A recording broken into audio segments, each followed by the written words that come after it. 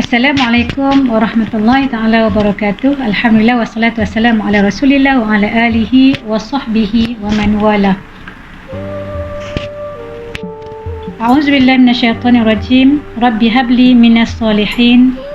Ya Tuhan, kurniakanlah kepadaku daripada anak yang soleh, sebagai pengganti dalam menyebarkan ajaran Allah Subhanahu wa taala. Fabasyarnahu biqulamin halim. Kami beri kabar gembira dengan seorang anak, iaitu Ismail. Seorang anak yang amat sabar dan yang lembut, yang lemah lembut. Baik, tuan-tuan dan puan-puan mati Allah Subhanahu wa taala sekalian, dalam surah As-Saffat ayat 100 dan 101 ini, Allah Subhanahu wa taala telah memperkenankan doa Nabi Ibrahim alaihissalam. Nabi Ibrahim tak dapat anak, so tak adalah penyambung risalah yang nak digantikan, untuk menggantikan beliau. Jadi tuan-tuan dan puan-puan sekalian, Allah perkenankan doa Nabi Ibrahim alaihissalam, yang sentiasa berdoa kepada Allah Subhanahu wa taala supaya dikurniakan zuriat. Maka Allah bagi berita gembira kepada Nabi Ibrahim dengan kurniaan Nabi Ismail alaihissalam. Dalam ayat yang lain, Nabi Ibrahim telah berkata segala puji bagi Allah, dalam surah Ibrahim, ayat 39. Alhamdulillahillazi wahabali alal kibari Ismail wa Ishaq inna rabbi lasami'ud du'a. Ayat 39. Ayat 40, Rabbi ja'alni muqimas salah wa min zurriyyati rabbana wa taqabbal du'a. Jadi Nabi Ibrahim, segala puji bagi Allah Subhanahu wa taala yang telah menganugerahkan kepada aku, kata Nabi Ibrahim, di hari tuaku, Ismail dan juga Ishaq.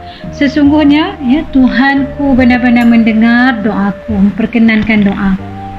Dan Nabi Ibrahim dapat anak, dengan gembira sekali. Nabi Ibrahim telah berdoa, sentiasa berdoa, supaya Allah pelihara anak, dan juga cucu Nabi Ibrahim alaihissalam, di mana Nabi Ibrahim berdoa, ya Tuhanku, jadikanlah aku dan anak cucuku mendirikan solat. Ya Tuhan kami, perkenankanlah doa. Maknanya kat sini, anak itu adalah merupakan anugerah Allah Subhanahu wa taala yang cukup bernilai kepada kita.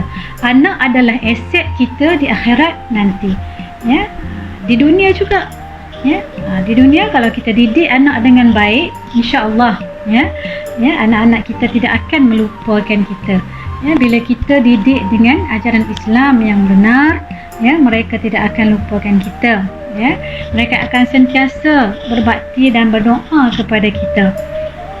Baik, tuan-tuan dan puan-puan yang dirahmati oleh Allah Subhanahu wa taala, oleh kerana anak ini merupakan aset kepada kita, saya nak kongsikan bagaimana metod pendidikan Rasulullah SAW.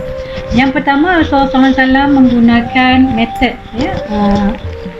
menampilkan ataupun menunjukkan qudwah ataupun akhlak yang mulia. Sebagaimana firman Allah dalam surah Al-Ahzab ayat 21, laqad a'udzubillahi minasyaitonir rajim, laqad kana lakum fi rasulillahi uswatun hasanah liman kana yarjullaha wal yawmil akhir wa dzakarallaha katsiran. Sungguh pada Rasulullah SAW itu ada suri tauladan yang baik, bagi sesiapa yang mengharapkan pertemuan dengan Allah dan hari akhir, serta banyak mengingati Allah Subhanahu wa taala. Jadi tuan-tuan dan puan-puan sekalian, Nabi ni, Nabi SAW yang disebut dalam kitab Al-Isabah fi Tamyiz As-Sahabah, karya Ibnu Hajar, disebutkan, diriwayatkan oleh Ibnu Ishaq, bahawasanya Rasulullah SAW pernah mengutuskan Amr bin Al-As kepada Al-Julanda, Malik, Uthman, Uman, Waqsimah untuk mengajaknya memeluk agama Islam. Lalu ia berkata, sesungguhnya dia, Amru bin Al-As, telah menunjukkan kepadaku seorang Nabi yang ummi. Sungguh baginda tidak pernah menyuruh suatu kebaikan sebelum baginda sendiri melakukan, dan baginda tidak akan melarang sesuatu kejahatan melainkan baginda sendiri terlebih dahulu meninggalkan kejahatan tersebut. Baginda tidak pernah pun bercakap kotor ketika mana baginda dikalahkan, dan baginda tidak pernah sombong walaupun baginda memegang tampuk kekuasaan, jawatan tinggi, tak pernah pun jawatan sebagai ketua negara, Perdana Menteri, Presiden, ketua negara. Tapi Nabi tidak pernah menunjukkan sikap sombong, dan Nabi tidak pernah pun mengeluarkan kata-kata yang kotor sekalipun baginda kalah. Baik, baginda juga sentiasa melaksanakan janji. Oleh itu, tuan-tuan dan puan-puan mati Allah Subhanahu Wa Taala sekalian, Imam Asy-Syatibi mengatakan dalam kitab Al-I'tisam, sesungguhnya akhlak Nabi adalah Al-Quran. Oleh kerana itu, baginda sentiasa menerapkan wahyu Al-Quran ke atas dirinya, sehingga setiap ilmu dan amalnya sentiasa sesuai, selaras dengan Al-Quran itu sendiri.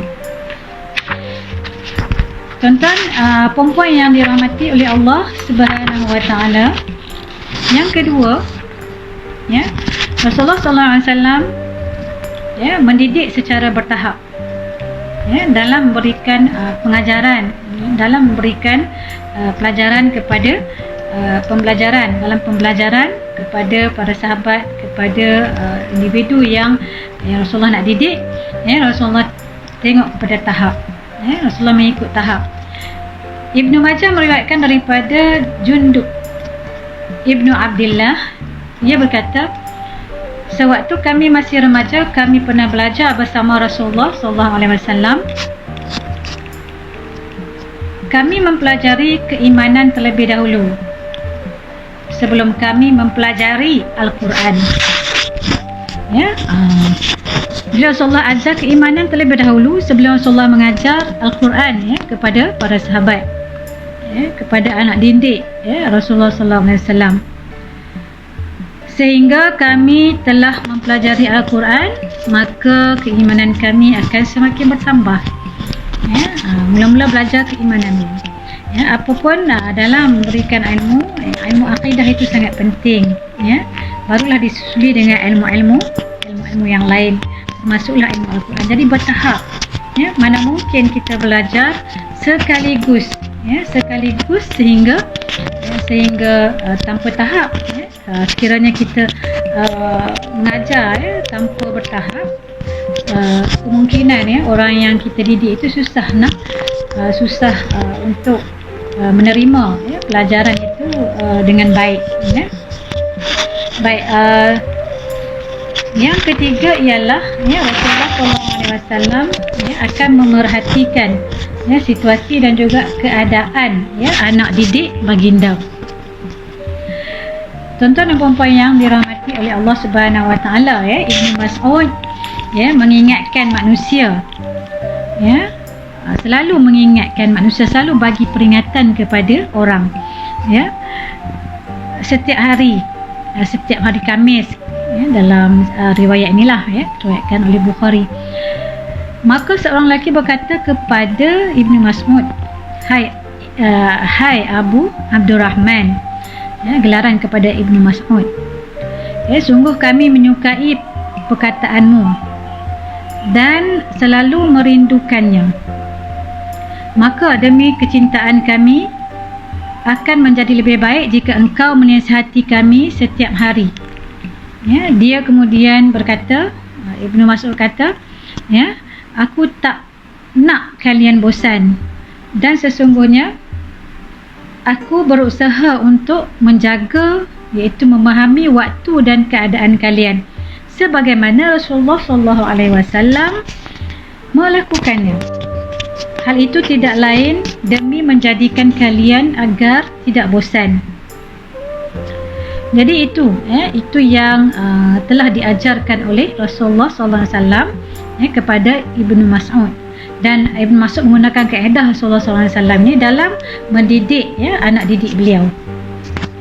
Jadi tuan-tuan dan perempuan sekalian, 3 metod pendidikan Rasulullah SAW yang dapat saya kongsikan dalam waktu yang singkat ini, dan semoga di sana kita menjadikan metod ini untuk mendidik anak-anak kita sedari waktu kecil sehinggalah mereka dewasa. Dan metod ini kita harapkan dapat membantu kita dalam